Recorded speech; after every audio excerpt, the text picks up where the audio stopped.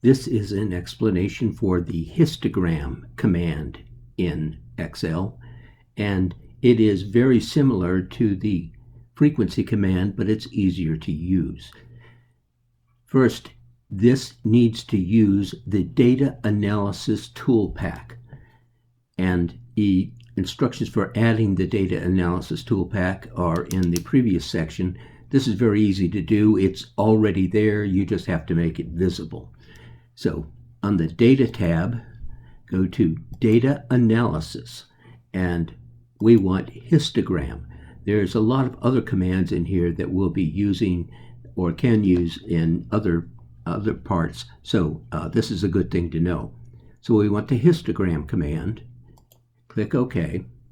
Now, the input range is the data that we want to put into the frequency categories. And here, the minimum is 60, the maximum is 70. So we want bins that correspond to that. But for the data range itself, we just mark off that list of data, that list of numbers. Then the bin range, we need to mark, and this one is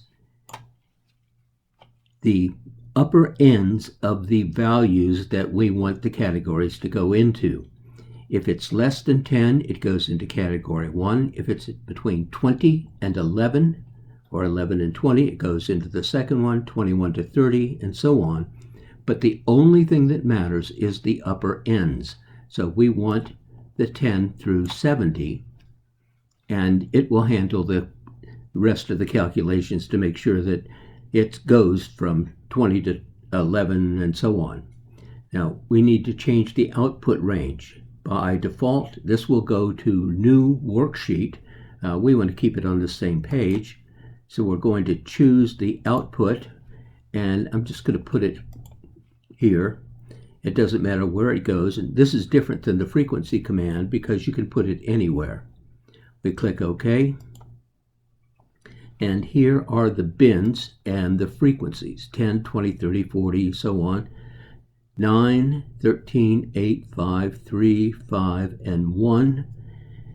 And that is the same information as the frequency command, but the histogram command is a little more flexible because you can put it anywhere and it doesn't quite require as much attention to detail.